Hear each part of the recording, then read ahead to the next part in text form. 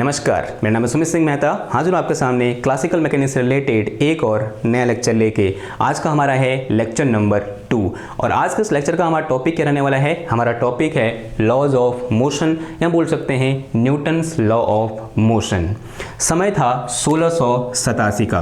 Physics की दुनिया के एक महान साइंटिस्ट जिनको हम न्यूटन के नाम से जानते हैं, वो अपने मोशन से रिलेटेड कुछ लॉ लेके सामने आए और हम सब ने इन लॉज के बारे में या बोलते हैं न्यूटन्स लॉ ऑफ मोशन के बारे में पहले भी पढ़ा हुआ है। कब पढ़ा हुआ है? क्लास 11th में पढ़ा हुआ है। हम सब जानते हैं मोशन के 3 लॉ होते हैं या बोल सकते हैं न्यूटन के 3 लॉ होते हैं मोशन से रिलेटेड, जिनको हम क्रमशः क्या बोलते हैं? First law of motion, second law of motion और थर्ड लॉ ऑफ मोशन बोलते हैं। हम ये भी जानते हैं कि जो फर्स्ट लॉ ऑफ मोशन होता है वो लॉ ऑफ इनर्शिया होता है। जो सेकंड लॉ ऑफ मोशन होता है वो हमें बताता है कि किसी ऑब्जेक्ट पर लगने वाला फोर्स उस ऑब्जेक्ट के rate of change of momentum के बराबर होता है। और जो थर्ड लॉ ऑफ मोशन होता है वो हमें बताता है कि every action has equal and opposite reaction. इन तीनों लॉ के बारे में हमने थोड़ा बहुत कभी न कभी यहाँ बोल सकते हैं क्लास 11th में पढ़ा हुआ है। अब यहाँ पर जो इंपॉर्टेंट क्वेश्चन ये आता है कि भैया कि जो न्यूटन है इनको इस समय 1687 का जो समय था उस टाइम पर ये डेवलप होने के पीछे का रीजन था क्या? देखो, कोई भी अगर स्टडी होती है उसके पीछे कोई ना कोई रीजन होता है।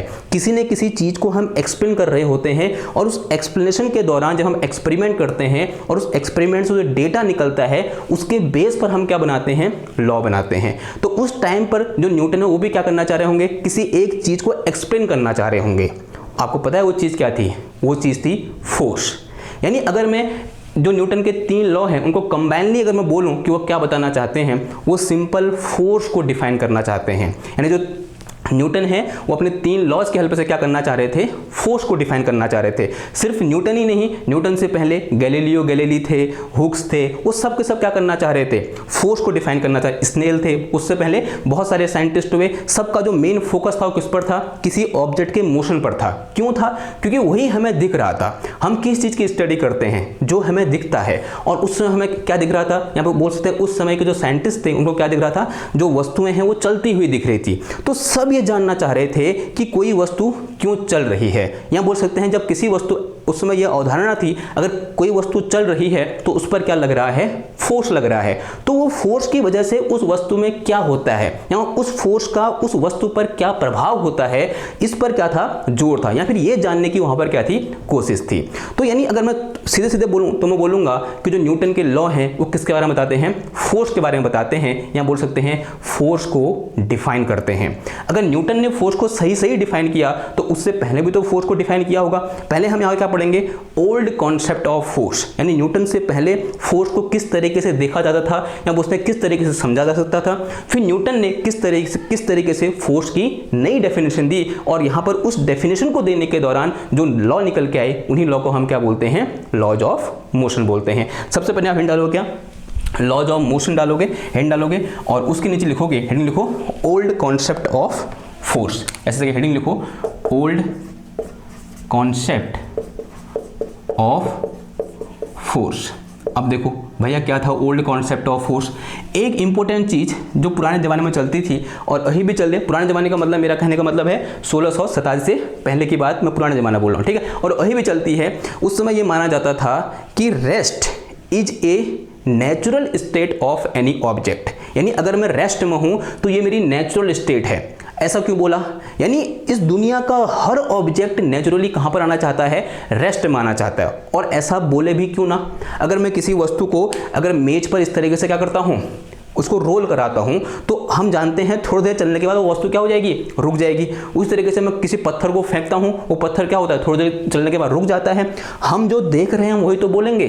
तो यहां से हमें क्या पता चला कि किसी भी ऑब्जेक्ट की जो रेस्ट की पोजीशन होती है वो उसकी नेचुरल पोजीशन होती है। यानी कोई भी ऑब्जेक्ट नेचुरली कहां पर आना चाहता है? रेस्ट में आना चाहता है। तो एक बात उस समय ये क्लियर थी और ये बात अभी भी क्या है? सत्य है। यानी क्या है बात?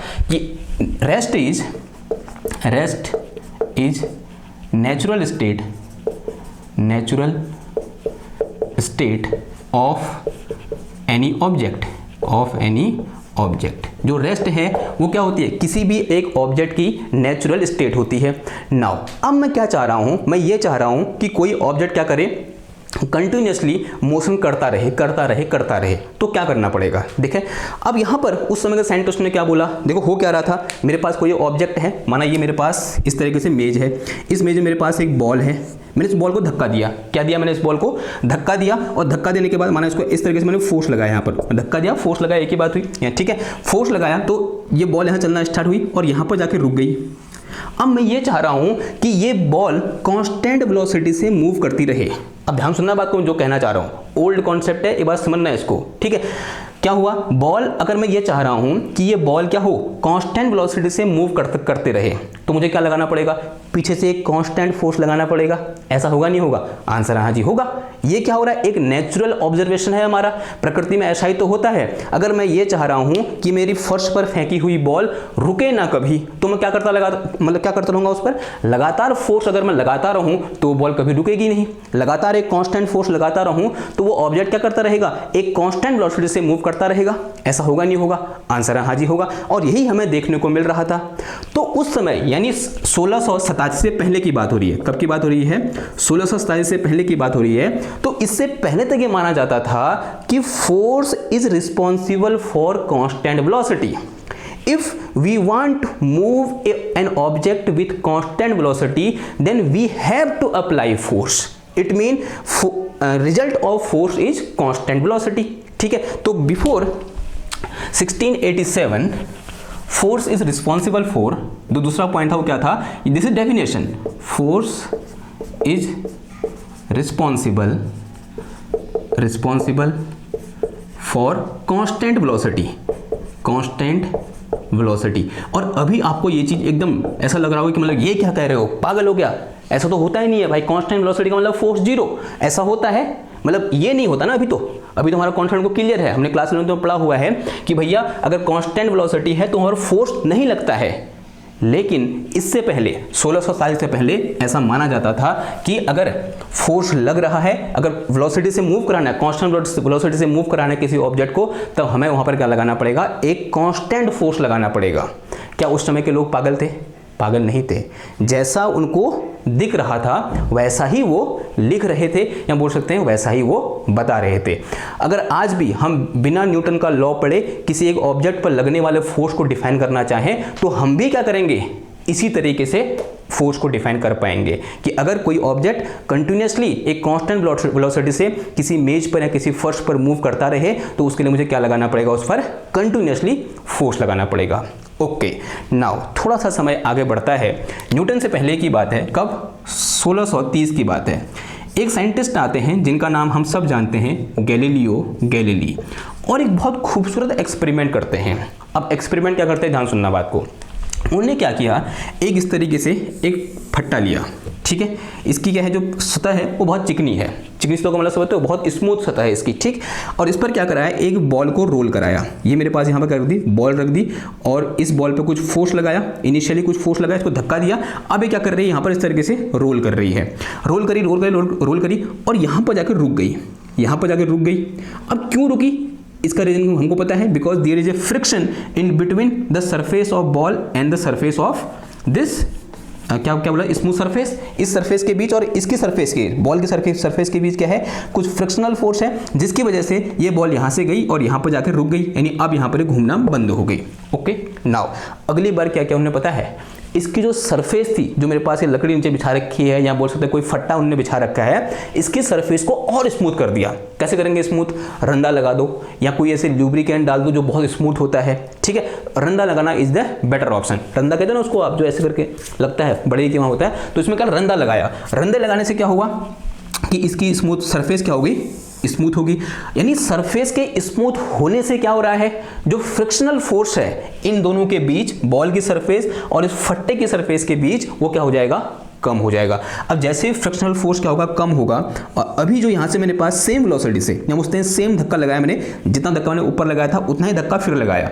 इस बार अगर ये घुमा ऐसे करके, और इस बार उन्होंने पाया कि ऑब्जेक्ट यहां पर नहीं रुका लेकिन थोड़ी देर जाने के बाद रुका।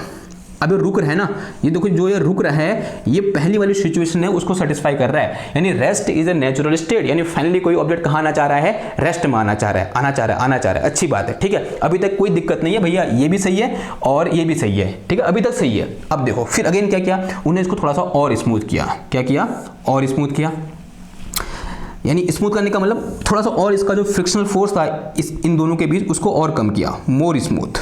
अगेन यहाँ पर सेम धक्का दिया जैसे ऊपर वाले केस में दिया था, इसने घूमना स्टार्ट किया। अब इस टाइम पर क्या हुआ, थोड़ी और दूर तक गया और फिर रुक गया।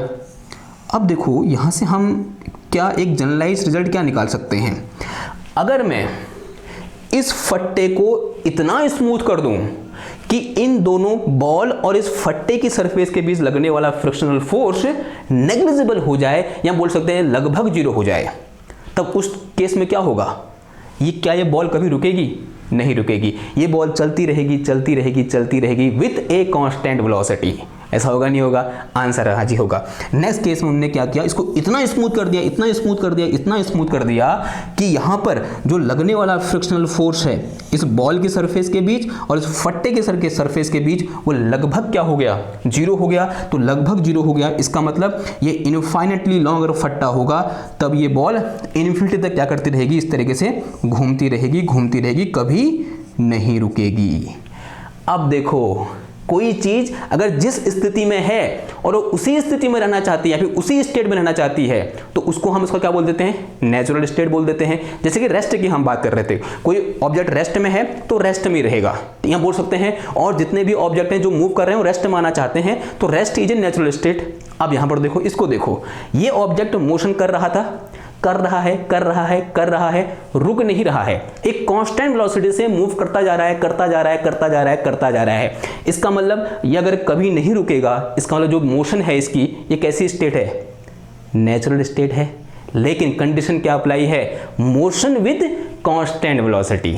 मोशन विद कांस्टेंट वेलोसिटी से बोल सकते हैं या बोल सकते हैं motion in straight line with constant velocity, ठीक है। तो this is also in natural state. तो मोशन भी क्या होती है, नेचुरल स्टेट। तो पहली चीज तो गैलीलियो ने यहां से क्या बताई, या जो कंक्लूजन निकला इस पूरे एक्सपेरिमेंट का, पहला कंक्लूजन तो ये निकला कि motion is also a natural state of any object. कब, when object is moving with constant velocity. तो पहला हैशटैग यहां पर ये लिखो, जो इसके बाद 1630 के बाद जो पहली चीज पता चली हमको, that is motion with constant velocity is also natural state of any object, ठीक है। Motion with constant velocity is also natural state of any object. Now दूसरी चीज देखो, यहां पर मूव कर रहा है एक कांस्टेंट वेलोसिटी से। ओल्ड थ्योरी क्या बोलती है, 16 से 30 के पहले की थ्योरी क्या बोलती है, force is responsible for constant velocity. But in this case we forcefully and we intentionally zero, हमने क्या कर दिया यहाँ पर, फ्रिक्शन को जीरो कर दिया। It mean here we have no force, यहाँ पर कोई फोर्स अप्लाई नहीं हो रहा है। And in this case the net force is zero, net force in this ball is zero, और फोर्स जीरो है but it is moving with constant velocity. It mean this statement is wrong, this is not a correct definition of force, यानी force is not responsible for velocity. इस experiment बोलते हैं constant velocity. इस experiment से हमको क्या हो गया, इतना तो अंदाजा लग गया कि भैया force is not responsible for constant velocity. पहली बात समझ में आई, ओके। तो इसी को हम लिख के चलेंगे, force is not responsible for constant velocity. इसे मिटाऊं ऊपर वाला, क्या पता चली, अगला हैशटैग लिखो इस तरीके से, force is not responsible for constant velocity. Okay, ये बात चल गई पता आपको। Okay, now what is force, we still don't know, but इतना तो ये पता चल गया कि भैया ये तो नहीं होता फोर्स। अब देखो थोड़ा सा आगे बढ़ते हैं, यहां पर अब गैलीलियो ने इस एक्सपेरिमेंट के द्वारा एक बात और बोली, उन्होंने ये बोला कि rest and motion both are natural state of any object. दोनों क्या होते हैं, किसी ऑब्जेक्ट की नेचुरल स्टेट होती हैं। इसका मतलब क्या हुआ, इसका मतलब उन्होंने ये बोला कि अगर कोई ऑब्जेक्ट मूव कर रहा है, क्या हो रहा है, देखो ऑब्जेक्ट मूव कर रहा है और उस पर लगने वाला फोर्स जीरो है। अगर थोड़ा मैं और अच्छी तरह से बोलूंगा तो बोलूंगा उस पर लगने वाला नेट फोर्स जीरो है, तब वो ऑब्जेक्ट हमेशा मूव करता रहेगा। कंडीशन क्या है, object is moving with constant velocity. दूसरी कंडीशन जो हमको पहले से पता थी कि अगर कोई ऑब्जेक्ट कहाँ है, रेस्ट में है और उस पर लगने वाला नेट फोर्स जीरो है, तो वो ऑब्जेक्ट हमेशा कहाँ रहेगा, रेस्ट में रहेगा। ये दो स्टेटमेंट को मिलाकर एक लॉ बनाया किसने, गैलीलियो गैलीली ने, and this law is known as law of inertia. अब आप कहोगे तो न्यूटन का है, नहीं, न्यूटन के नाम से हम पढ़ते हैं, लेकिन एक्चुअल में लॉ ऑफ इनर्शिया किसने दिया था, गैलीलियो ने दिया था। ही इज जीनियस मैन था भाई, वो ऐसा आम इंसान नहीं था गैलीलियो गैलीली। उसके बारे में आप पढ़ोगे तो मतलब एप्रिशिएट करोगे उसके काम को। उसने किस सरकमस्टांस में या फिर उसने किस वातावरण में ये सब अध्ययन किया था। ये सिर्फ यही नहीं, एस्ट्रोनॉमी के बारे में, सन के बारे में, अर्थ के बारे में जो उसने बातें बोली थी, उस समय वो हिला देने वाली थी, जान का खतरा था उसके ऊपर। और उस सरकमस्टांसेस में या बोलते हैं उस परिस्थिति में उसने क्या दिए थे, ये सारे बातें क्या करी थी, बोली थी। ठीक है, तो यहाँ पर उन्होंने जो बात बोली, हैशटैग बना के लिखो, if net force on an object is zero, then object at state of rest stay at rest, and an object moving in straight line इसको क्या बोल सकता हूं मैं, moving with constant velocity, इसको क्या बोल सकता हूं मैं, moving with constant velocity stay moving। ठीक है, and this is very important statement which is given by Galileo Galilei, जो क्या बोलता है कि अगर मेरे पास कोई ऑब्जेक्ट है और उस ऑब्जेक्ट पर लगने वाला नेट फोर्स जीरो है और वो ऑब्जेक्ट अगर अब रेस्ट में है तो हमेशा रेस्ट में रहेगा, और अगर वो ऑब्जेक्ट एक कांस्टेंट वेलोसिटी से मूव कर रहा है तो वो हमेशा कांस्टेंट वेलोसिटी से मूव करता रहेगा, बशर्ते कंडीशन क्या है, उस पर लगा हुआ जो नेट फोर्स है वो कितना होना चाहिए, जीरो होना चाहिए। और उन्होंने एक और इंपॉर्टेंट बात बोली, उन्होंने ये बोला कि कोई ऑब्जेक्ट रेस्ट में है, वो रेस्ट में रहना चाह रहा है, और कोई ऑब्जेक्ट मूव कर रहा है, वो हमेशा मूव करता रहना चाह रहा है।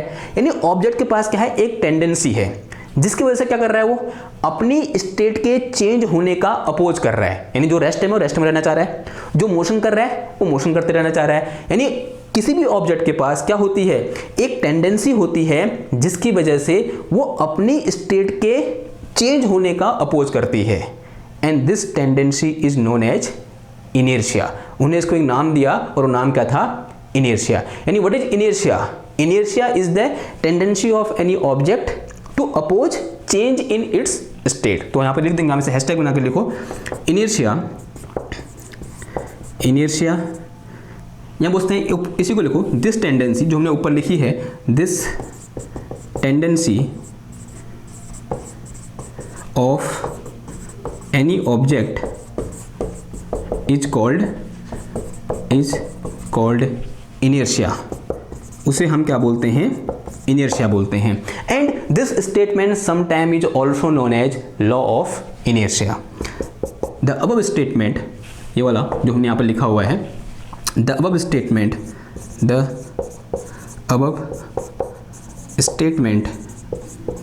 बाई गैलीलियो गैलीली, ये नहीं है अब आपको मतलब इसकी बात हो रही है, जो ऊपर बड़ा वाला लिखा है, Galileo Galilei is known as law of inertia, law of inertia. Okay, now अब देखो थोड़ा बहुत इनर्शिया के बारे में बात कर ले।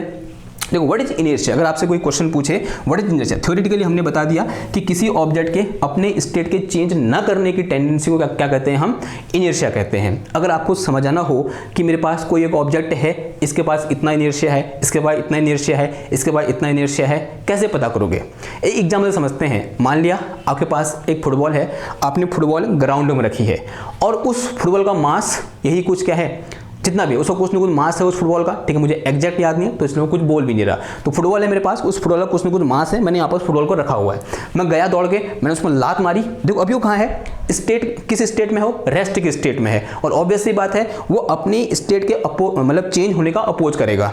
मैंने उसमें लात मारी, यानी क्या किया मैंने, उसके जो स्टेट है उसको चेंज कर दिया, उसको अपोज किया, लेकिन उसको अपोज करता बहुत कम था, मेरे द्वारा लगाए गए फोर्स ने क्या कर दिया, उसको ओवरकम कर दिया। मैं झट से लात मारी, वो क्या हो गया, इस तरीके से आगे की ओर बढ़ गया। नाउ दूसरे केस में मैं क्या कर रहा हूं, अपनी फुटबॉल को पत्थर से रिप्लेस कर दे रहा हूं। अब क्या होगा, अब मैं मारूंगा, पत्थर तो हिलेगा नहीं, मेरा पांव टूट जाएगा। यानी यहां पर ज्यादा अपोज किसने किया, फुटबॉल ने या पत्थर ने?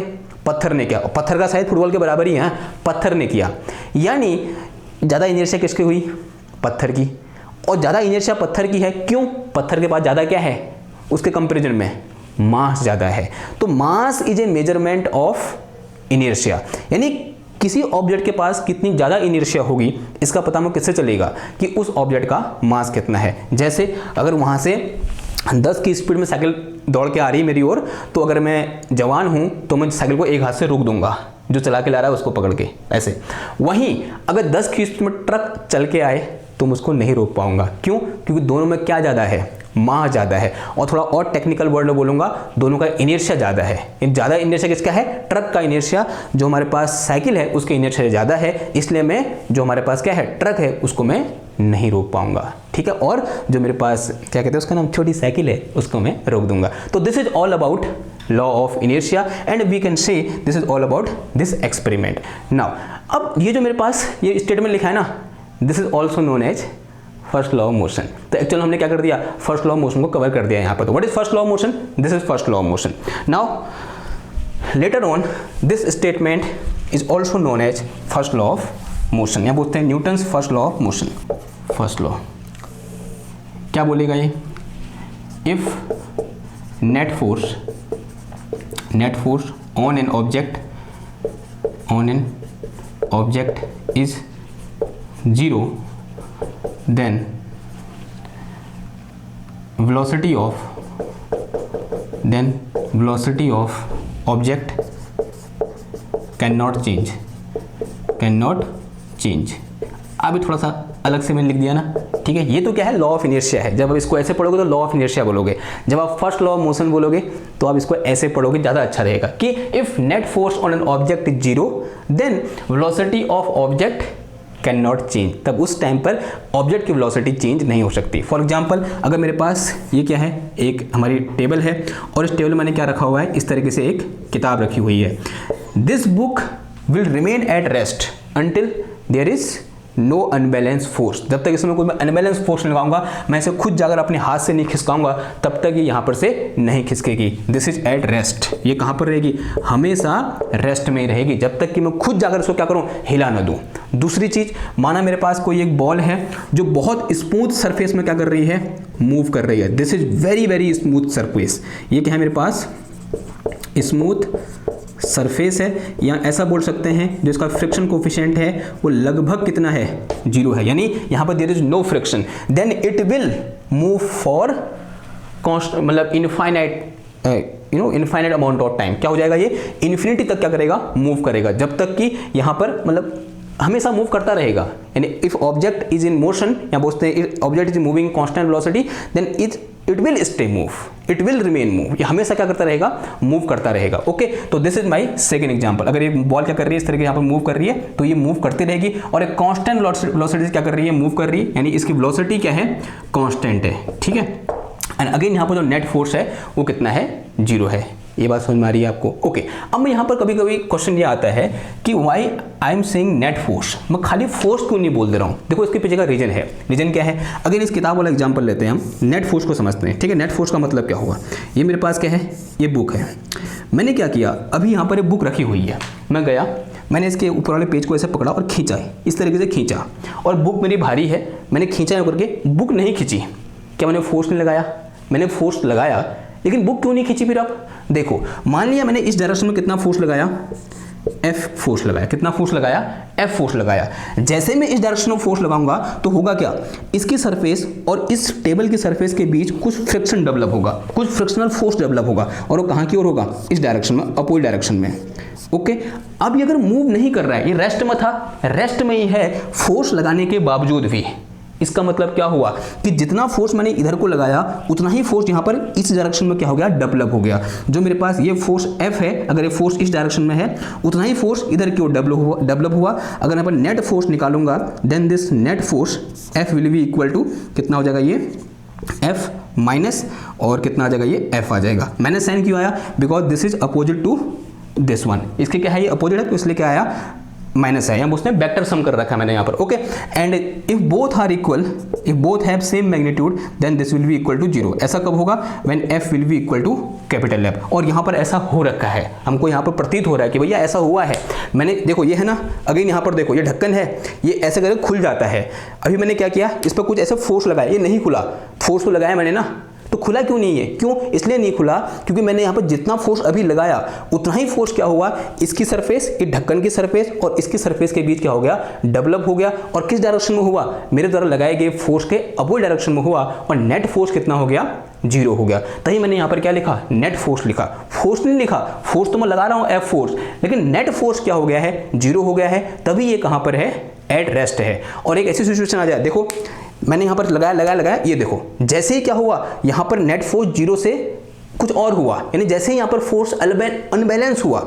जब तक फोर्स बैलेंस है तब तक कोई दिक्कत नहीं है, यहाँ पर उसके स्टेट में चेंज नहीं हो रहा है। लेकिन जैसे ही फोर्स क्या हुआ, अनबैलेंस हुआ, यहाँ पर क्या हुआ, उसकी स्टेट में चेंज आ गया। पहले ये क्या था, रेस्ट में था, अब क्या करने लग गया, मूव करने लग गया, यानी स्टेट में क्या हो गया, चेंज हो गया। और स्टेट में चेंज कब होगा, जब वहाँ पर क्या होगा, कुछ ना कुछ अनबैलेंस फोर्स होगा। ठीक है, तो this is all about our first law of motion, या बोलते हैं न्यूटन्स फर्स्ट लॉ। अब बढ़ते हैं कहाँ की ओर, सेकंड लॉ की ओर। अब सेकंड लॉ क्यों आया प्ले में, वो इसलिए आया क्योंकि अभी तक हमने फोर्स के बारे में इतना पढ़ा कि force is not responsible for velocity, constant velocity. तो व्हाट इज द थिंग जिसके लिए फोर्स रिस्पॉन्सिबल है, वो क्या चीज़ है जिसके लिए फोर्स रिस्पॉन्सिबल है, ये तो बताओ हमको। ये तो हमने पढ़ा ही नहीं अभी तक, ये तो हमको समझ ही नहीं आया अभी तक ना, कंफ्यूजन में है हम ना। उसके लिए हम जाते हैं किसके पास, सेकेंड लॉ ऑफ मोशन के बाद, मोशन के पास, दैट इज, ये लिखो फिर यहाँ पर, सेकेंड लॉ ऑफ मोशन। क्या कहता है सेकेंड लॉ ऑफ मोशन, पहले लॉ का स्टेटमेंट लिख लेते हैं, फिर उसके बाद उस पर डिस्कस करते हैं। According to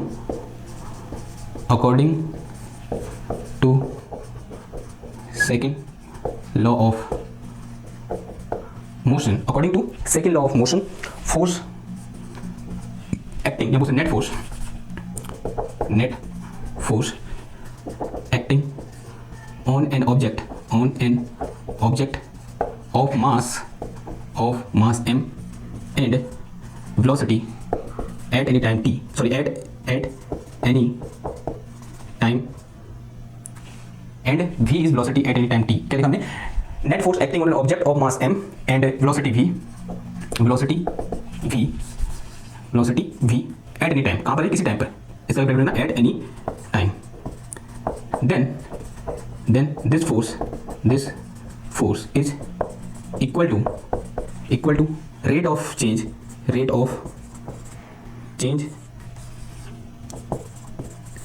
of the quantity m into v, then this force is equal to the rate of change of the quantity m into v। तो m into v एक क्वांटिटी होती है, उसके रेट ऑफ चेंज के बराबर होगा कौन, ये फोर्स। कब, क्या बोला हमने, according to second law of motion, net force acting on an object of mass m and moving with velocity v, इसी से अब नहीं आएगा, is equal to rate of change of the quantity m into v। ये बात समझ में आई। देखो इसी को हम कैसे लिख सकते हैं, दैट इज, इसका मतलब क्या हुआ कि this f is equal to F net, this is net force, तो F net is equal to rate of change of the quantity m into v।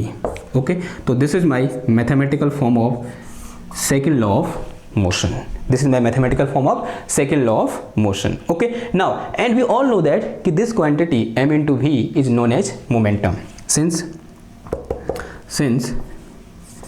m into v is equal to p and this p is called momentum. इस p को हम क्या बोलते हैं, momentum बोलते हैं। तो एक काम करो, p को उठा के यहाँ रखो, तो यहाँ से मेरे पास net force F net will be equal to the dp over कितना आ जाएगा, dt आ जाएगा। तो यहाँ से हम इसका एक अनदर स्टेटमेंट लिख सकते हैं कि net force acting on an object is equal to rate of change of momentum of that object. तो यहाँ से हम ऐसे भी लिख सकते हैं, और we can say that net force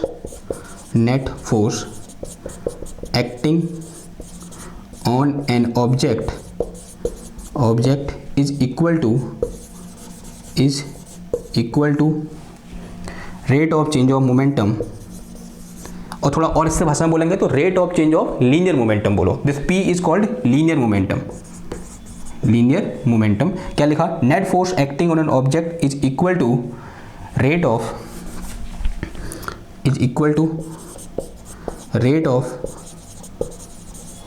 change of linear momentum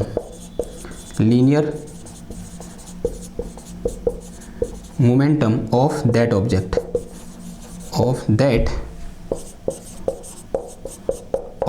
ठीक है। This is another statement of second law of motion. ठीक है, अब देखो इसी को जो मेरे पास ये लॉ लिखा है, इनको कुछ इक्वेशन बोल दूं मैं, इसे क्या बोल दूं, समीकरण नंबर 1, इसे क्या बोल दूं, समीकरण नंबर 2। अब एक काम करते हैं, इस समीकरण 2 को थोड़ा बहुत ब्रेक करते हैं। देखो कैसे ब्रेक करते हैं, देखो समझो बात को। क्या लिखा हमने, since we all know that कि this force is vector quantity and this p momentum is also a vector quantity, and this p can be written as, since this p can be written as from vector in terms of component along x axis plus component along y axis plus क्या आ जाएगा, component along z axis। Here px is component of momentum along x axis, py is component of momentum along y axis, and pz is the component of momentum along z axis। Similarly this f net या बोलो simple f, this f is f net। ठीक है, this f is also written as component of force along x axis x cap, component of force along y axis y cap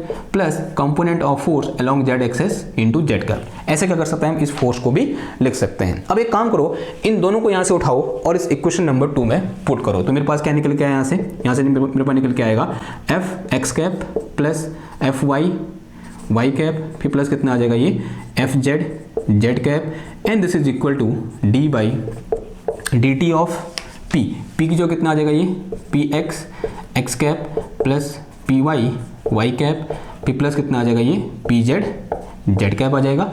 इस differentiation को अंदर ले जाओ तो this is F X cap plus F Y cap plus कितना आ जाएगा ये F Z cap. This will be equal to D by D T of P X और इंटू एक्स कैप, इसको अंदर ले गया। ठीक है, फिर मेरे पास कितना आ जाएगा यहाँ पर D by D T of P Y, और यहाँ क्या आ जाएगा वाई कैप, फिर प्लस कितना आ जाएगा ये D by D T of P Z और इंटू कितना आ जाएगा ये जेड कैप। ठीक है, नाउ अब ये वेक्टर है, ये भी वेक्टर है पूरा, और ये पूरा एक वेक्टर है। अगर दोनों को कंपेयर करूं तो कंपेयर करूंगा तो यहाँ एक्स कैप का कंपोनेंट इधर एक्स कैप के कंपोनेंट के बराबर होगा, इधर वाई कैप का कंपोनेंट इधर वाई कैप के कंपोनेंट के बराबर होगा, और इधर जेड कैप का कंपोनेंट इधर जेड कैप के कंपोनेंट के बराबर होगा। इसका मतलब on comparing what I get F x is equal to D p x upon D t, दूसरा F y is equal to D p Y upon कितना आ जाएगा डी टी आ जाएगा, and F Z will be equal to D P Z upon D T.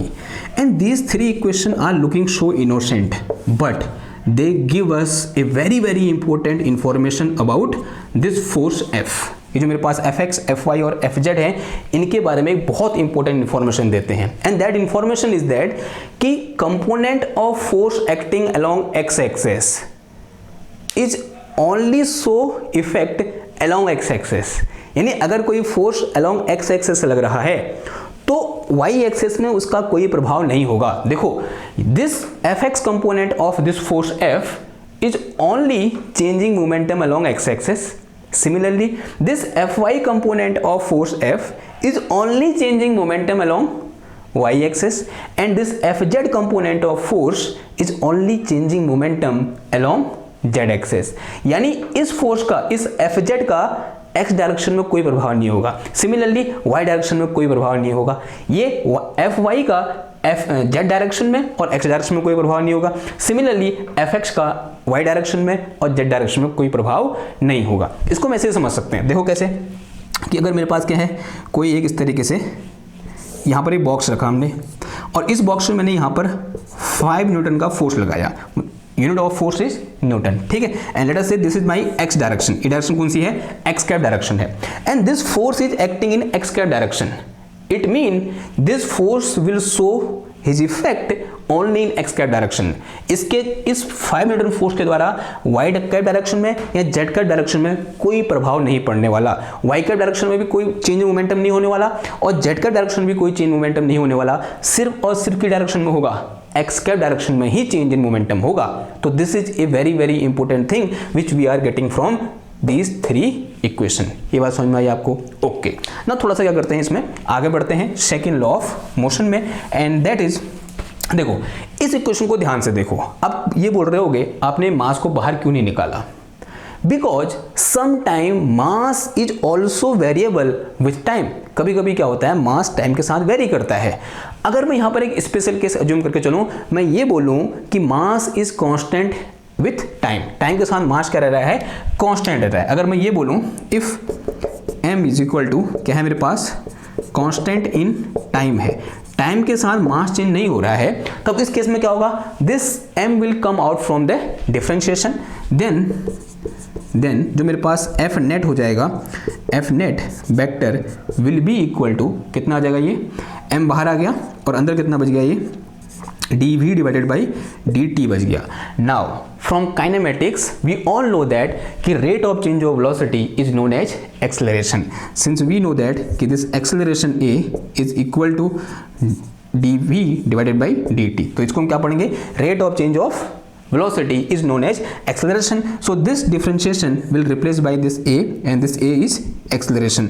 तो यहाँ से मेरे पास f net is equal to कितना आ गया, ये m इंटू a आ गया, जहाँ a क्या है मेरा, एक्सेलरेशन है, इस a को मैं क्या बोलूँगा, एक्सीलरेशन बोलूँगा, ठीक है। And again this acceleration is a vector quantity, अगर ये एक्सेलरेशन वेक्टर क्वांटिटी है तो यहाँ से मैं क्या लिख सकता हूँ, देखो अगेन मैं यहाँ पर इसको F X X cap plus F Y Y cap plus F Z Z cap, this is equal to M A X X cap plus M A Y Y cap plus M A Z Z cap. Compare करो दोनों और, तो यहाँ से मेरे पास क्या निकल के आया, F x is equal to M A x निकल के आया, दूसरा F y is equal to M A y निकल के आया, और तीसरा F z is equal to M A z निकल के आया। And again these 3 equation are telling us कि this F z has F z is इसको कहते हैं एक्सेलरेशन, जो एफ जेड के कारण एक्सेलरेशन होगा वो सिर्फ जेड डायरेक्शन में होगा एफ जेड के कारण, और एफ वाई के कारण जो एक्सेलरेशन होगा वो ओनली वाई डायरेक्शन में होगा, और एफ एक्स के कारण जो एक्सेलरेशन होगा वो ओनली एक्स डायरेक्शन में होगा। ये बात समझ में आ रही है आपको? तो ये आपको डायरेक्शन का यहाँ पर ध्यान देना, जो कि इंपॉर्टेंट चीज हमको यहाँ से देखने को मिल रही है। तो this is all about second law of motion. अब हमने फर्स्ट में क्या बोला था कि दिस लॉ टेल अस कि what is actual definition of force. तो हेड डालो व्हाट इज फोर्स। अब बारी आती है किसकी, जो फर्स्ट में हमारे पास क्वेश्चन आया था, फोर्स को जहां से हमने शुरुआत की थी वहीं हम पहुंच गए, and the question is what is force, कि भैया फोर्स है क्या। तो उसका आंसर हमें यहां पर मिलेगा, फोर्स क्या है। देखो कोई जान पा रहा है एक बार जो अभी तक हमने डिस्कस किया सेकेंड लॉ ऑफ मोशन में, कि फोर्स है क्या, किसी को समझ में आ रहा है कि फोर्स क्या है, व्हाट इज फोर्स। लिखो ऐसे क्वेश्चन बना के लिखो, व्हाट इज फोर्स, फोर्स क्या है। देखो एक बार इसको देखो, ये इस इक्वेशन को देखो, is force is responsible for constant velocity, no, but force is responsible for change in velocity. Simple, if velocity of an object is changing with time, then some force, या बोलते हैं some unbalance force is applied on that object. ये बात तो sure हो गई यहाँ से न्यूटन के सेकेंड लॉ से। अगर किसी ऑब्जेक्ट की वेलोसिटी चेंज हो रही है तब इसका मतलब है उस ऑब्जेक्ट में कहीं ना कहीं से फोर्स लग रहा है। This is the simple explanation of force, या बोल सकते हैं ए मोर एप्रोप्रिएट, या बोल सकते हैं more clear definition of force. वैसे फोर्स को पहले क्या पढ़ते थे बताओ, अगर if we say loosely speaking, force is a kind of push and pull, but this is the definition of class 11th and we can say class 9th, but we are a student of BSc, then we cannot say this. What we said, we will said force is something which is responsible for change in velocity, or we can say if velocity of any object is changing then there is some force acting on that object. ठीक है, तो this is definition of force. तो क्या हो जाएगा, if velocity of an object is changing then there is some force acting on that object, loosely speaking force is a kind of push and pull. ठीक है, आप ये बोल सकते हो लेकिन चलेगा नहीं. ओके, तो ये चलेगा, if velocity of any object is changing then there is some force acting on that object. तो this is definition of force which is coming from second law of motion. Okay, now कभी कभी what is force? Force is a vector quantity. Which type of quantity is force? Force is vector quantity, हमको पता ही है. Force is vector quantity. It mean it has both magnitude and direction. इसके बाद magnitude भी होगा, direction भी होगा, लिखने की कोई जरूरत नहीं है, हमको पता है कि वेक्टर क्वांटिटी के पास क्या होता है. अगला चीज आता है यूनिट ऑफ फोर्स. क्या आता है? यूनिट ऑफ फोर्स क्या होती है बताओ? Force is represented by F. Force को हम एफ से दिखाते हैं, ये भी हम जानते हैं. अगर मैं यूनिट ऑफ फोर्स निकालूंगा तो कितनी हो जाएगा बताओ? यहाँ से निकाल दो. ये मेरे पास एफ इक्वल टू कितना है? अगर मैं इन मैग्नीट्यूड लिखूँ, एफ इक्वल टू मेरे पास सिंपल एम ए है इन मैग्नीट्यूड. तो इसकी मास यूनिट क्या होती है? केजी. ए की क्या होती है? मीटर सेकेंड की पावर -2. ये तो होती है. तो this is unit of force. लेकिन हम इसको क्या बोलते हैं? जो न्यूटन थे ना, उनको सम्मान देने के लिए this thing is also known as 1 newton. तो अगर मैं ये बोल रहा हूँ कि मेरे पास 1 kg मीटर सेकेंड स्क्वायर है, then this will be equal to 1 newton. ये किसका बराबर होता है? 1 न्यूटन के बराबर होता है. This is SI unit. ये मेरे पास क्या होता है? SI unit of force. कभी कभी सीजीएस यूनिट में होता है. सीजीएस यूनिट क्या होती है? डाइन होती है. क्या होती है? Dyne. And 1 newton is equal to 10 to the power 5 dyne. 1 newton किसका बराबर होता है? 10 to the power 5 डाइन के बराबर. This is CGS unit. ये क्या है हमारी? CGS unit of force. Okay, ये बात समझ में आई. तो this is how second law of thermodynamics second law of Newton define force. Okay, now अब थोड़ा बहुत एक और इंपॉर्टेंट चीज बात करते हैं यहाँ पर. That is derivation of first law of motion by second law. ये डालो, derivation of first law by second law. फिर उसके बाद थर्ड लॉ की बात करेंगे. By second law of motion, वो तो ऑब्वियस सी बात है, ऑफ मोशन. तो हमारे पास सेकेंड लॉ होता क्या है? Since we know second law होता क्या है? F will be equal to in magnitude M dv divided by dt. ये होता है नहीं होता है? अगर मैं ये बोलूं इफ, ये f नेट होता है, ठीक है, if v equal to constant और v इक्वल टू 0. अगर वेलोसिटी कांस्टेंट हो या फिर 0 हो तब इसका मतलब क्या हुआ?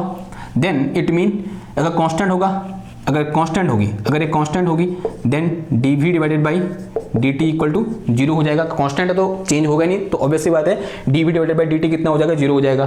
अगर वेलोसिटी 0 है तभी अगेन 0 हो जाएगा.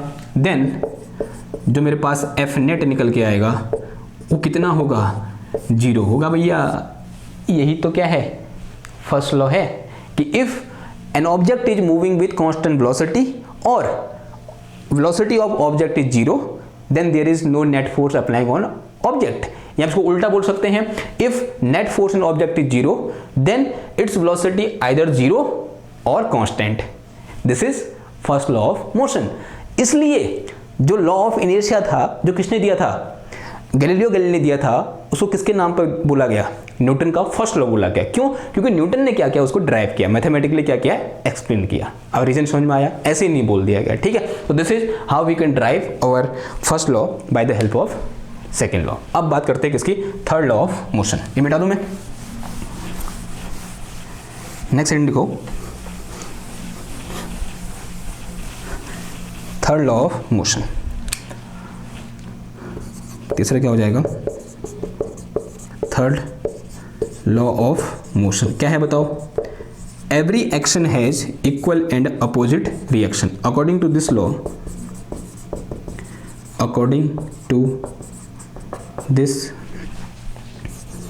Law, every action has equal and opposite reaction. Every action has equal and opposite reaction. माने क्या मतलब हुआ, देखो इसका भैया, अगर मैंने मान लिया एक ऑब्जेक्ट ये है, कोई एक बॉल ये है मेरी, late us say this is ball of mass m1 and एक बॉल ये है मेरे पास, माना इसका मास कितना है m2 है। ये बॉल इनिशियली रेस्ट में थी, इसकी वेलोसिटी 0 है और ये v वेलोसिटी से क्या कर रहा है, मूव कर रहा है। मैंने इसको क्या किया, यहाँ से धक्का दिया। जैसे मैं धक्का दूंगा कुछ टाइम के बाद से टकराएगी, तो माना ये टकराया, ये क्या हुई, इससे टकराई। अब जैसे टकराएगी, जैसे ये क्या आएंगे, दोनों कांटेक्ट में आएंगे, ऑब्वियस सी बात है m1 जो है वो m2 पर फोर्स लगाएगा। मान लिया, देखो हुआ क्या, ओरिजिनली क्या लगेगा मेरे को कि m1 किस पर फोर्स लगा रहा है, m2 पर फोर्स लगा रहा है। प्रारंभिक अवस्था यही है। हम क्या ऑब्जर्व कर रहे हैं, यहाँ पर क्या दिख रहा है हमको, यहाँ से m1 गया घूम घूम के और m2 से ठक टकराया। हमने क्या बोला, m1 ने m2 पर फोर्स लगाया। Late us say this force is F21। F21 का मतलब force applied on 2 due to 1। ठीक है।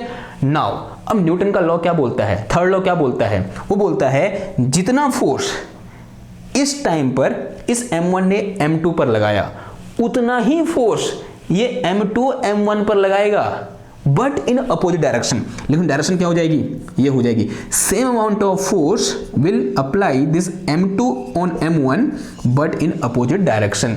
इसी को क्या बोला गया थोड़ा सा मॉडर्न भाषा में कि every action has equal and opposite reaction.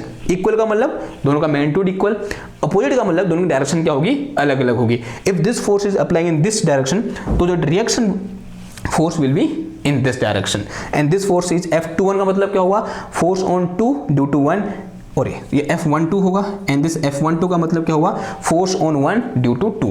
अगर इसी को मैं वेक्टर फॉर्म में लिखना चाहूंगा तो मैं क्या लिख सकता हूं कि this F21 will be equal to F12, दोनों का मैग्नीट्यूड सेम होगा। अगर मैं वेक्टर लगाऊंगा तो डायरेक्शन इंक्लूड हो जाएगी और इसकी डायरेक्शन क्या होगी, इसके ठीक अपोजिट होगी। तो this is my vector form of third law. तो ये क्या है हमारे पास, थर्ड लॉ का वेक्टर फॉर्म है। Now we can also derive this from Newton's second law, लेकिन उसके लिए हमें पता पहले क्या पता होना चाहिए, कंजर्वेशन ऑफ मोमेंटम पता होना चाहिए। अभी हमने पढ़ा नहीं है, मैं वैसे तो करा सकता हूं आपको, लेकिन हमने पढ़ा नहीं है तो फिर मैं ऐसे नहीं कर रहा कि मैंने पढ़ाया नहीं है, मैं ये बोल रहा हूं आपको कंजर्वेशन ऑफ मोमेंटम आता है। तो पहले हम क्या करेंगे, कंजर्वेशन ऑफ मोमेंटम पढ़ेंगे आने वाले लेक्चर में, फिर उसके बाद हम क्या डिस्कस करेंगे कि न्यूटन का थर्ड लॉ किस तरीके से सेकेंड लॉ से क्या होता है, ड्राइव होता है। ठीक है, ये बात समझ में आई।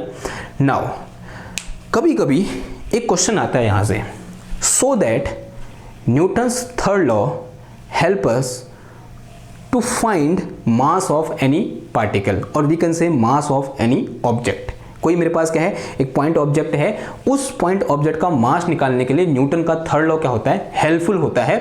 ये शो करो, कभी कभी ये क्वेश्चन आता है, देखो कैसे शो करना है। How we can find mass of any particle with the help of Newton's third law। Question बना के लिखो या फिर हेडिंग लिखो, आपकी जो मर्जी है लिखो, पर लिखो, इंपॉर्टेंट है। How we can find, hashtag बना के लिखो, how we can find mass of any particle P with the help of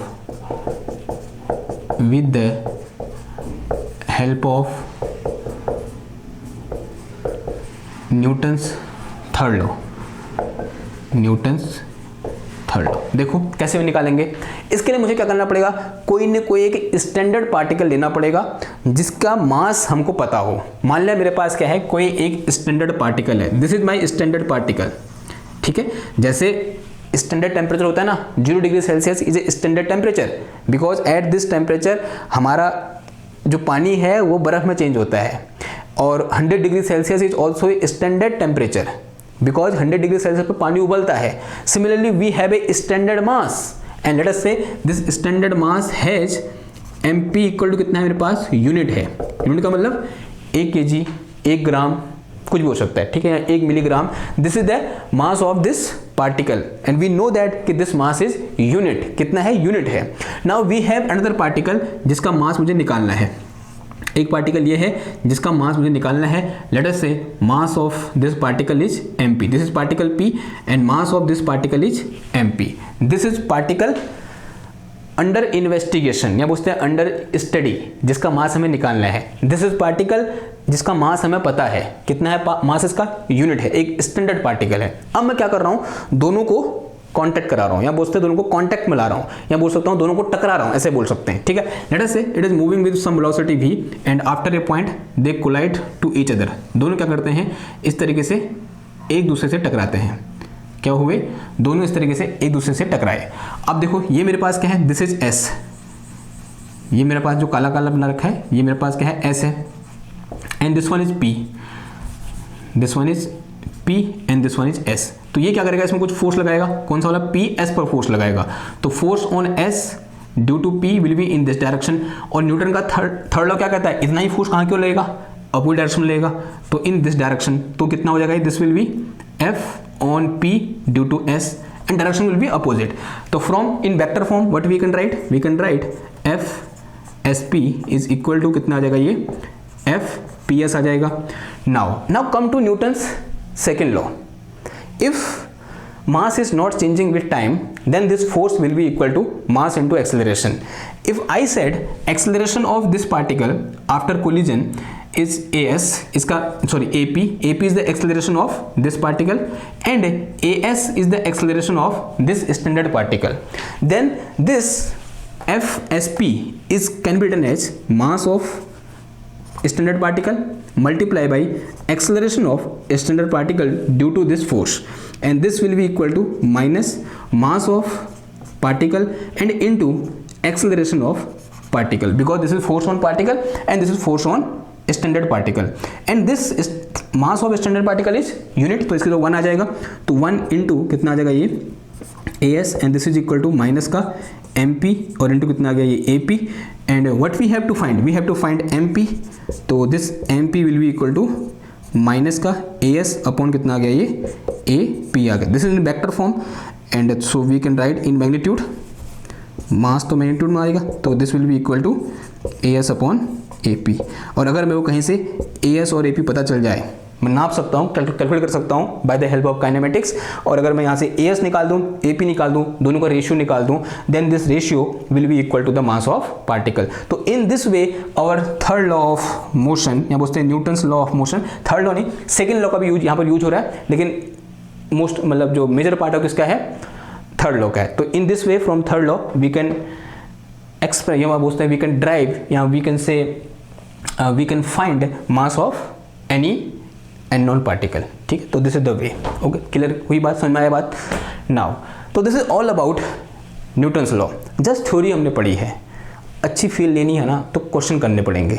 अब जो नेक्स्ट लेक्चर होगा किस पर होगा, क्वेश्चन ऑन न्यूटन्स लॉ, ठीक। देखो लेक्चर बहुत लंबा था, लेकिन मुझे ऐसा लगता है कि कुछ ना कुछ आपको इस लेक्चर से नया जरूर सीखने को मिला होगा, और कुछ ऐसी बातें सीखने को मिली होंगी जो आज तक आपने नहीं पढ़ी होंगी। मेरा ये कोशिश रहती है कि कुछ न कुछ आपको नया दूं, मैं चाहे कहीं से मेरे को कितना ही समय लगे किसी एक लेक्चर को बनाने में, मैं वो समय देता हूँ, अपना पूरा एफर्ट देता हूँ, और डिफरेंट बुक से मैंने कंटेंट उठाया है, और मेरे को कोई सपना नहीं आया है, ये सब कुछ मैंने बुक से पढ़ा रखा है। कहीं पर कुछ गलती हो गई होगा तो उसके लिए भी क्या करना, माफ़ करना, लेकिन हाँ मैं ये ट्राई करता हूँ कि गलती ना हो, तो ये मेहनत से बना रखा है। तो अगर आपको लगता है कि मेहनत कर रखी है और आपको लगता है कि ये लेक्चर किसी की लाइफ में कुछ वैल्यू ऐड कर सकते हैं, तो क्या करो, लाइक करो, शेयर करो और सब्सक्राइब करो, और कमेंट बहुत ज़रूरी है, नीचे कमेंट करो कि कैसा लगा लेक्चर आपको। सब्सक्राइब भी बहुत ज़रूरी है क्योंकि उससे मेरे को मोटिवेशन मिलता है, ठीक है। तो आज के इस लेक्चर को यहाँ पर एंड करते हैं।